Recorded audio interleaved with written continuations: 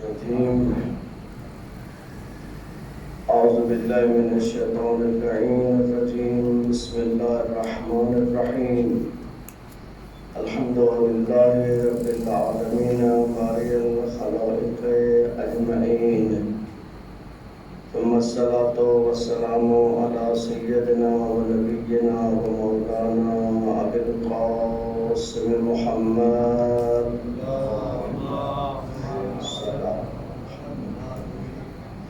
وعلى آل بيته الطيبين الطاهرين المعصومين المنتجبين المنتخبين أما بعد فقد قال الحكيم في محكم كتابه وقوله الحق وهو أصدق القائلين بسم الله الرحمن الرحيم يا أيها الذين آمنوا كتب عليكم الصيام كما كتب على الذين من قبلكم لعلكم تتقون. محترم و معزز سامعین، خداوند کریم نے ماہ مبارک کے متعلق اس آیت شریفہ میں ارشاد فرمایا، اے صاحبان ایمان کتب علیکم الصیام، آپ پر روزوں کو فرض کر دیا گیا، کما کتب علی الذین من قبلکم، اور یہ ایسا نہیں ہے کہ صرف آپ پہ فرض ہے، جس طرح سابقہ امتوں پہ روزہ فرض تھا اسی طرح تمہارے اوپر بھی روزہ فرض کیا گیا۔ ہر حکم الہی کا ایک فلسفہ ہوتا ہے، ایک حکمت ہوتی ہے، ایک راز ہوتا ہے۔ اس کام کو کرو تو کیا فائدہ ہوگا، اس کام کو کرو تو کیا فائدہ ہوگا۔ اللہ کریم نے خود اسی آیت شریفہ کے اندر ماہ مبارک کے وجوب کا جو فلسفہ ہے کہ روزوں کو آپ پہ کیوں فرض کیا، اللہ کو کیا ملے گا آپ کو بھوکا رکھ کے۔ اللہ فرماتا ہے آپ پہ روزے اس لیے فرض ہیں لعلکم تتقون، شاید تم اس راستے پہ چلتے ہوئے تقوی اختیار کرو۔ یعنی روزہ انسان کے اندر جوہر تقوی کو پیدا کرتا ہے۔ تقوی کس چیز کو کہتے ہیں؟ عربی کا لفظ ہے وقایا، وقایا۔ اگر آپ ہاسپٹل میں جائیں تو مختلف وارڈز ہوتے ہیں ہاسپٹل میں، اس میں ایک وارڈ ہوتا ہے جس کو کہتے ہیں آئی سی یو، انتہائی نگہداشت کی وارڈ۔ اردو میں اگر اسے لکھیں تو کیا لکھیں گے؟ انتہائی نگہداشت کی وارڈ۔ باقی جو وارڈ ہوتے ہیں آپ اس میں جائیں، کوئی بھی اندر چلا جائے تو وہ اتنا زیادہ سینسیٹیو نہیں ہوتے، لیکن جس مریض کو آئی سی یو میں رکھا ہو اس کے پاس ہر کسی کو نہیں جانے دیتے۔ جانا بھی ہو تو یہاں جوتے اتارتے ہیں، یا بعض اوقات انہوں نے گون سا رکھا ہوتا ہے کہ آپ اس گون کو اپنے اوپر پہن لیں، یا سر کے اوپر وہ ایک ٹوپی سی ڈالتے ہیں کہ بھائی تاکہ آپ کے جسم کے ساتھ جو جراثیم ہے وہ اس مریض کو منتقل نہ ہو، کیونکہ وہ اس وقت انتہائی کریٹیکل پوزیشن میں ہے۔ عربی میں اس کو وقایہ کہتے ہیں، بچانا۔ اب مریض کو آپ کے جراثیم سے بچایا جاتا ہے تاکہ آپ کے جراثیم اس میں منتقل نہ ہوں جو اس کو نقصان دے سکتے ہیں۔ تقوی کا عام طور پہ جو معنی کیا جاتا ہے ڈرنا، وہ اس کا نتیجہ ہے، نہ کہ اصلی مطلب ہے۔ اصل مطلب تقوی کا ہے بچنا، اپنے آپ کو بچانا۔ کس چیز سے بچانا؟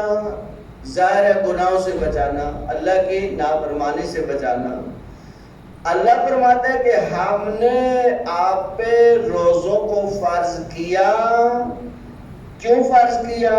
کیا ہوگا روزے کے نتیجہ میں؟ جب تم روزہ رکھو گے تو کیا نتیجہ آئے گا؟ لعلکم تتقون، کہ آپ اس عمل کے نتیجے میں، اس بھوک اور پیاس کے نتیجے میں تقوی اختیار کریں. اگر کوئی انسان ماہ مبارک کے روزے رکھنے کے باوجود پورا ماہ مبارک گزر جائے اور اس کے اندر یہ جوہر پیدا نہ ہو تو سوائے بھوک اور پیاس کے وہ ٹھیک ہے، شرعی جو فرض تھا وہ ادا ہو گیا، لیکن اس فرض کی ادائیگی کے نتیجے میں جو بینیفٹ ملنا تھا، جو نتیجہ ملنا تھا، وہ حاصل نہیں ہوا.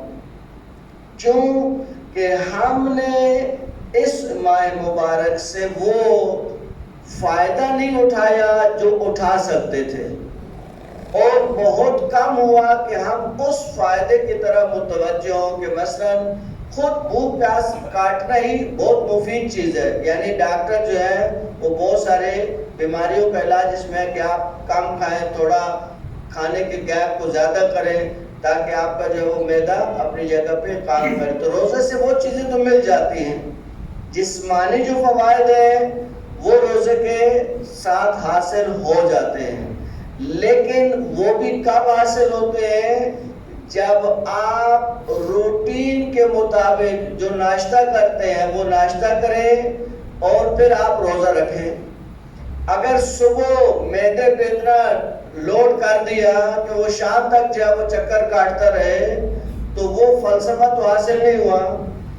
آپ دیکھ لیں ماہ مبارک میں عام دنوں میں لوگ اتنا نہیں کھاتے ہیں جتنا ماہ مبارک میں کھاتے ہیں، تو وہ نتیجہ تو پھر نہیں ملے گا. فزیکلی جو انسان کو فائدہ ہونا تھا، جسم کو جو فائدہ ہونا تھا، وہ اس صورت میں ہے کہ آپ کا کھانا پینا روٹین کو، جس طرح آپ ناشتہ کرتے تھے، ایک پراٹھا کھا لیا، ایک چپاتی کھا لی، کوئی ایک کھاتا ہے کوئی دو کھاتا ہے، وہ تو جسم کے مطابق ہے. آپ کی جو ناشتہ ہے تو کیونکہ پورا دن بھوکا رہنا ہے تو آپ 2 نہیں 3 کھا لو، 3 نہیں 4 کھا لو، تو پھر وہ جو فائدہ حاصل ہونے والا تھا وہ فائدہ حاصل کو معدہ تو شام تک جب وہ اپنی ورکنگ میں رہے گا اور شام کو پھر جب وہ افطاری کے دن اس پہ لوٹ ڈالا جائے گا جو ساری رات جو پھر وہ ورکنگ کرتا رہے گا، تو وہ فائدہ بھی اس طریقے سے حاصل نہیں ہوتا جب تک انسان ان چیزوں کا خیال نہیں رکھتا. سلوات پہ جاری بات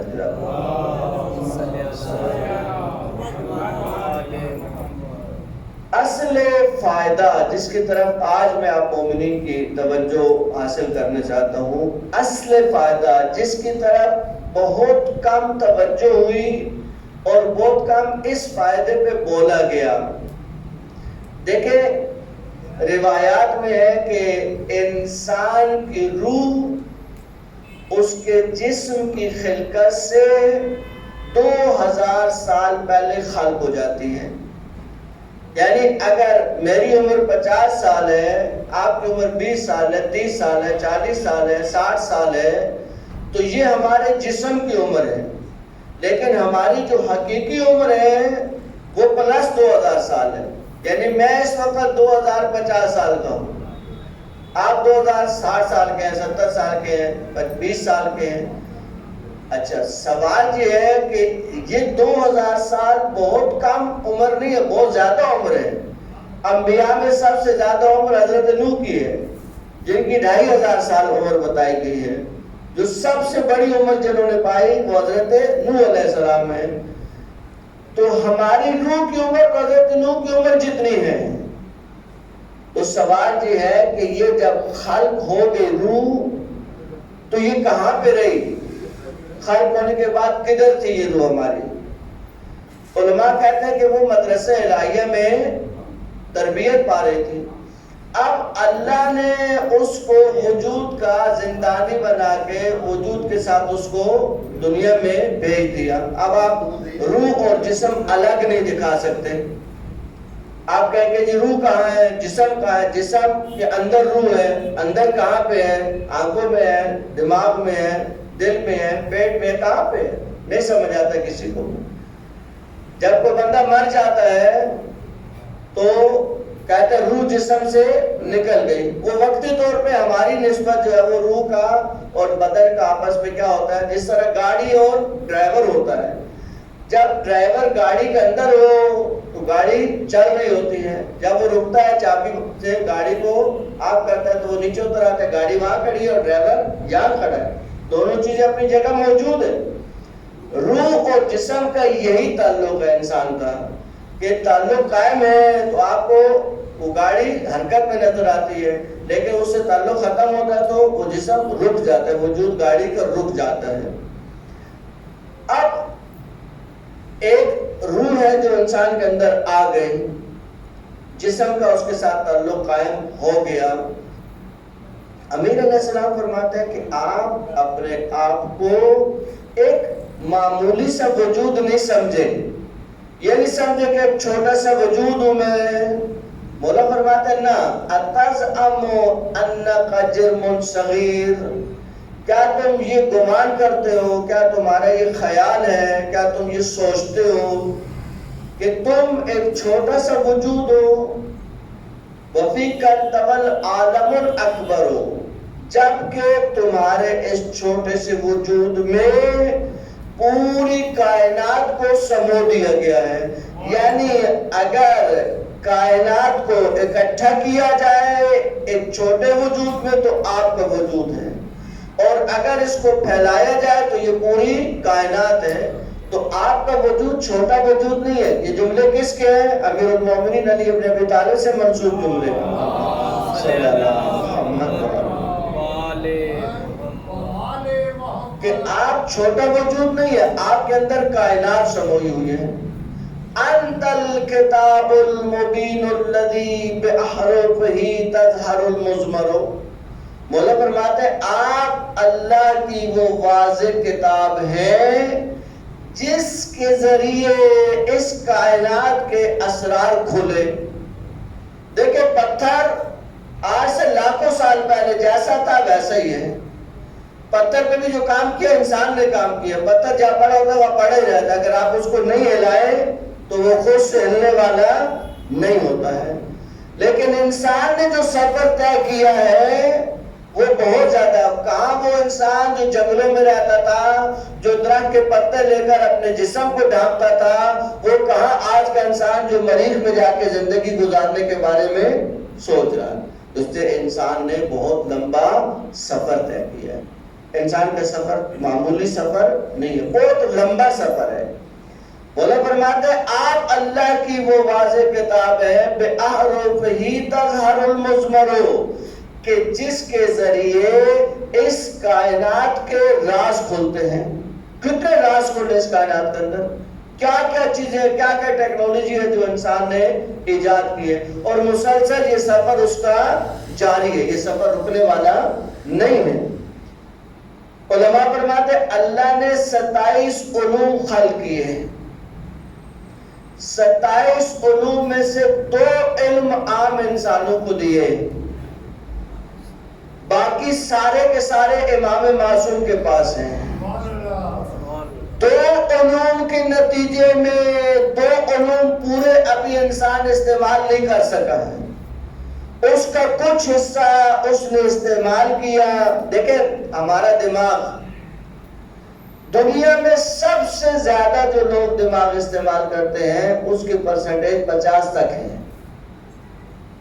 ہم تو 1-2% بھی دماغ کو استعمال نہیں کرتے، ہم زیادہ زحمت نہیں دیتے، دماغ کو استعمال نہیں کرتے۔ کیوں؟ عام لوگ سمجھتے ہیں کہ استعمال کرنے والی جو چیزیں ہوتی ہیں وہ استعمال کرنے سے کیا ہوتی ہیں؟ ختم ہو جاتی ہیں۔ اگر آپ جو ہے وہ ماہ مبارک شروع ہوا اور آپ جا کے جو ہے وہ ایک روح افزا کی بوتل لے کے آئے، اب آپ نے اس کو استعمال کرنا شروع کیا، ہر روز جو ہے اس میں سے 2 چمچ نکال رہے ہیں، تو آہستہ آہستہ وہ کیا ہوگا، بوتل آپ کو خالی نظر ہونا شروع ہوگی۔ استعمال ہو رہی چیز آہستہ آہستہ وہ ختم ہو رہی ہے۔ دماغ کا معاملہ یہ نہیں ہے کہ اگر آپ نے دماغ کا استعمال کرنا شروع کیا تو آپ جتنا استعمال کرتے جائیں گے اتنا وہ کم ہوتا جائے گا۔ یہاں معاملہ الٹ ہے، جتنا دماغ کو استعمال کریں گے اتنا وہ بڑھتا چلا جائے گا، کم نہیں ہوگا۔ اس طرح انسان متوجہ نہیں ہوتا۔ ہم دماغ کو زیادہ استعمال نہیں کرتے، زیادہ اس پہ بوجھ نہیں ڈالتے، بس روٹین کی زندگی چل رہی ہے، جیسے چل رہا ہے نظام چل رہا ہے، وہی اٹھنا، وہی بیٹھنا، وہی کھانا، وہی پینا، وہی باتیں، وہی گھسے پٹے میسج، وہی روٹین کی لڑائیاں، وہی روٹین کے جھگڑے۔ انسان اس جھنجھٹ سے باہر آتا ہی نہیں ہے، اس کو سمجھ آیا کہ کوئی اور دنیا بھی ہے، میں کچھ چھوٹا سا وجود تو نہیں تھا کہ میں اس محدود سی دنیا کے اندر اپنے آپ کو محدود کر کے بیٹھ گیا. میں تو بہت بڑا وجود تھا. مجھے یہ ادراک ہونا چاہیے کہ میرے اندر طاقتیں کیا ہیں. عزیزان، آج آپ مومنین کی خدمت میں جس طاقت کو پہچانوانے، سمجھانے، آپ کے لیے وہ چیز نئی نہیں ہوگی. آپ تعجب کریں گے کہ اس طرف ہماری توجہ کیوں نہیں گئی.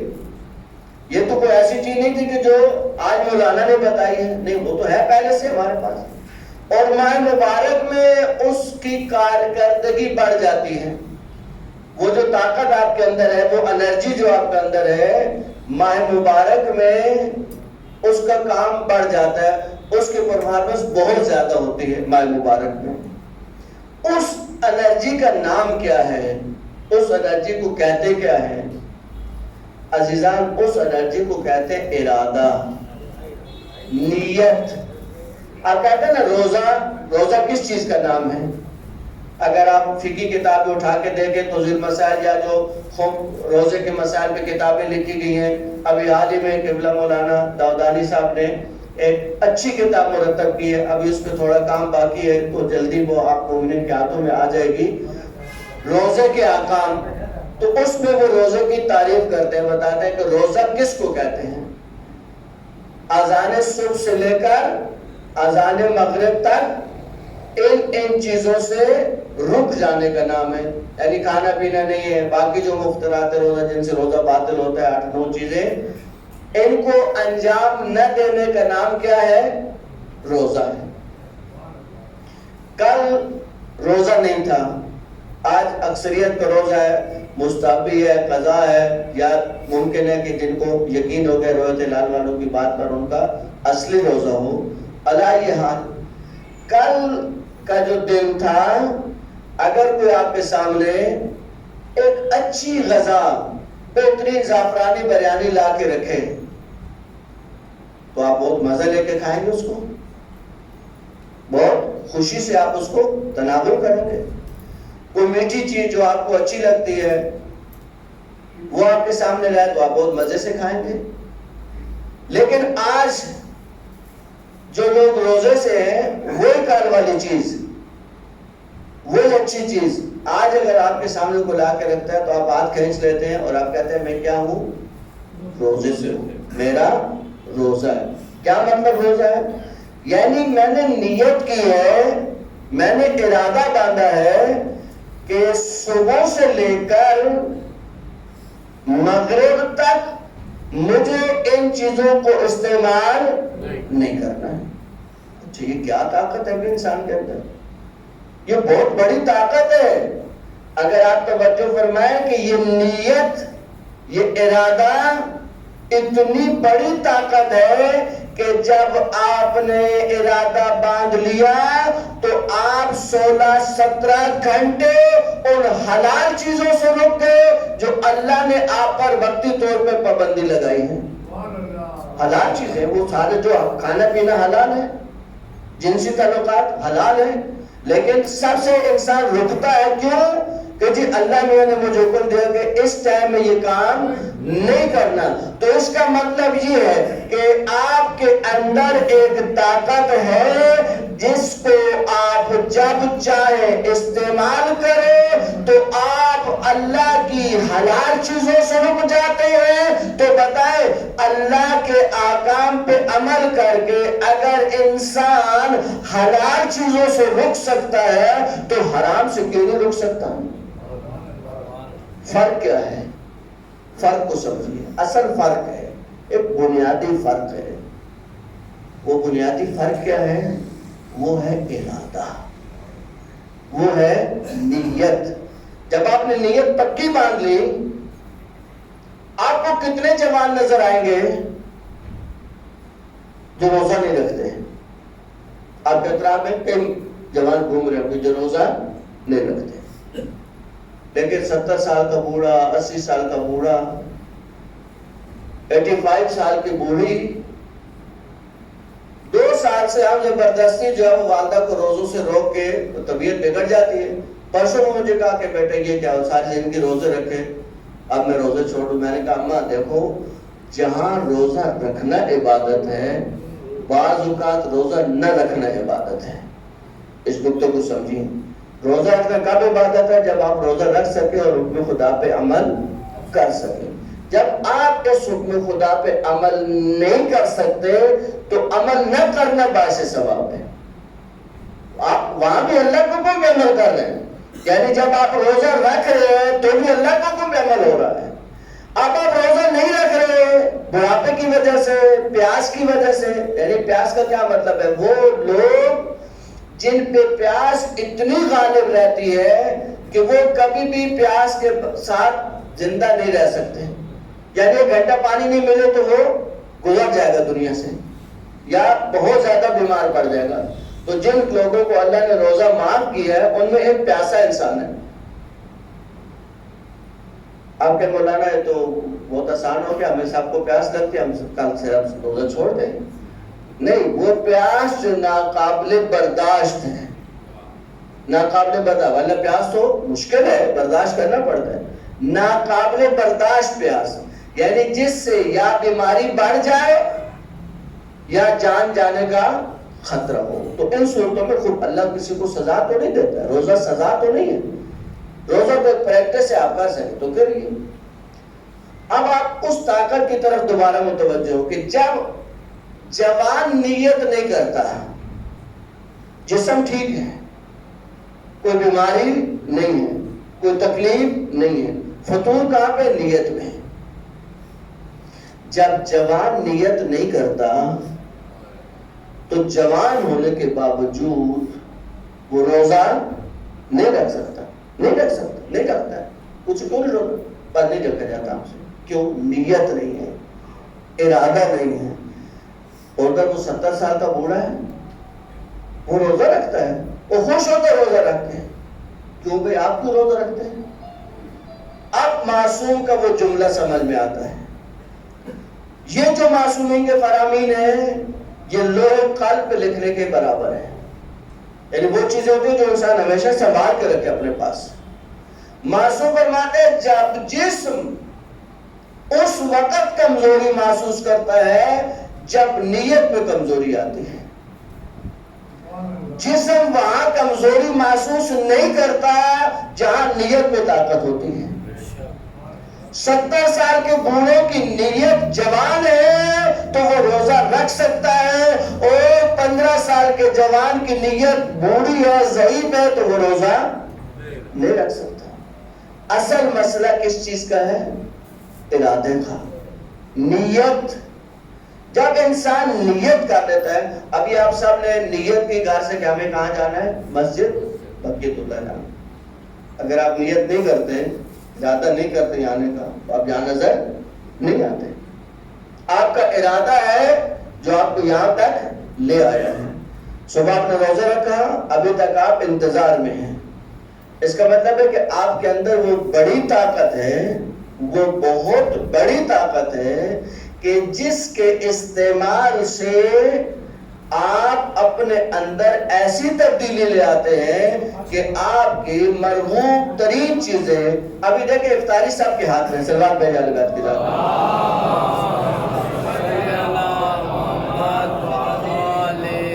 اس میں وہی چیزیں ہیں جو عام طور پہ انسان کو اچھی لگتی ہیں، سموسا، پکوڑا، ہر کوئی کھانا چاہتا ہے، وہ ابھی 8-10 منٹ رہتے ہیں، آپ کے سامنے رکھے ہوئے ہیں، آپ اس کو کھول کے کھانے کی طاقت رکھتے ہیں، لیکن آپ کو کیا چیز روک رہی ہے؟ ارادہ۔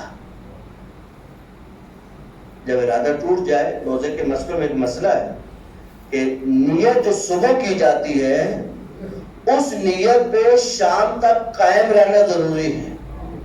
اس مسئلے کی طرف توجہ کریں، کوشش کرو گا کہ اس کے اینڈ میں 1-2 مسئلے جن کی ضرورت پیش آتی ہے وہ آپ مومنین کی خدمت میں عرض کریں۔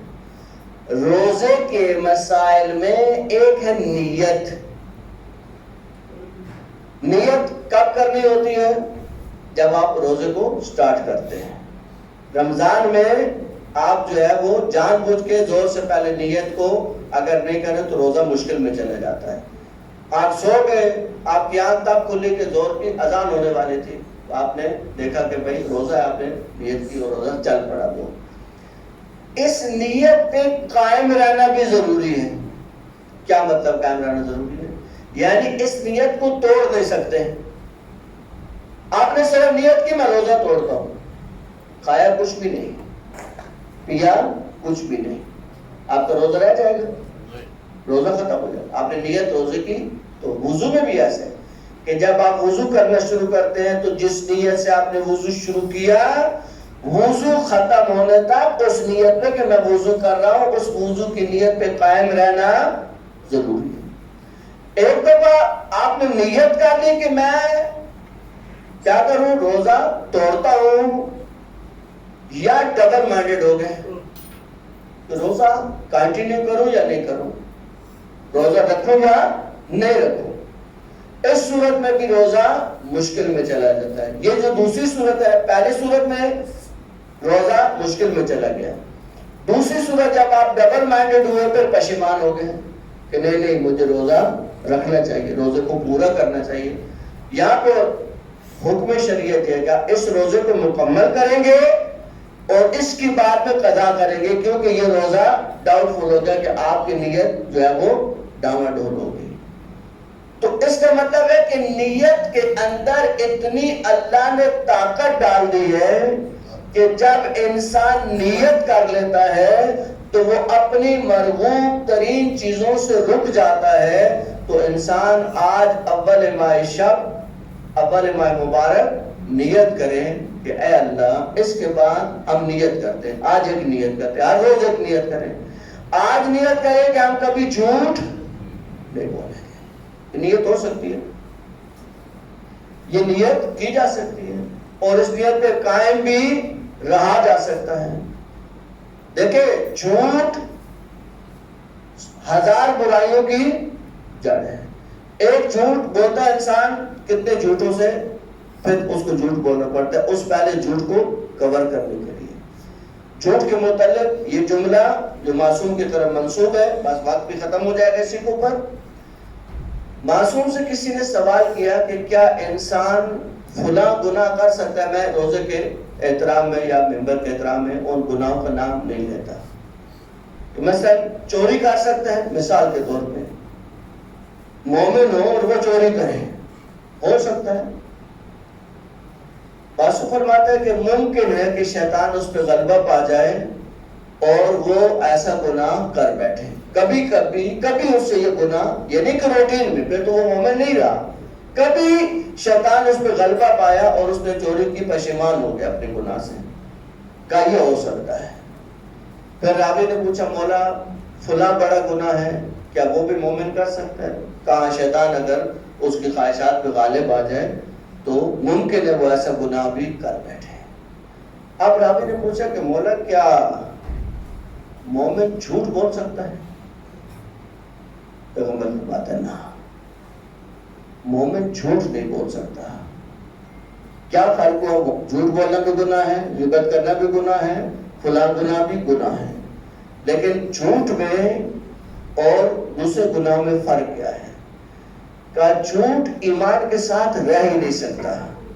ایمان کے ساتھ جھوٹ نہیں رہتا، جھوٹ کے ساتھ ایمان نہیں رہتا. ایمان کس چیز کا نام ہے؟ تصدیق، سچ. جب آپ جھوٹ پہ آئیں گے تو سچ کیا ہو جائے گا؟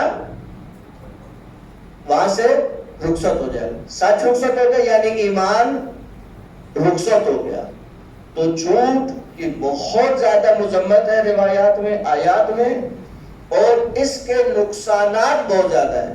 سب سے بڑا نقصان جھوٹ کا، سب سے بڑا نقصان جس کی طرف اگر انسان توجہ کر لے تو وہ اس گناہ سے بچ جاتا ہے، وہ یہ ہے کہ انسان بے اعتبار ہو جاتا ہے. معاشرے میں اس کا اعتبار، جھوٹے پہ کوئی اعتبار نہیں کرتا. کہتے ہیں تو جھوٹا شخص ہے، چھوڑو اس کو، اس کی بات کا کیا کہنا، اس کی بات کا کوئی اعتبار، یہ تو جھوٹا شخص ہے. سب سے بڑا نقصان جو انسان کو ہوتا ہے اس کی شخصیت ڈیمیج ہو جاتی ہے، سوسائٹی میں اس کا اعتبار ختم ہو جاتا ہے، لوگ اس پر اعتبار نہیں کرتے ہیں. یہ کم نقصان نہیں ہے کہ انسان کو سوسائٹی میں اس کی ویلیوز ڈسٹرب ہو جائے.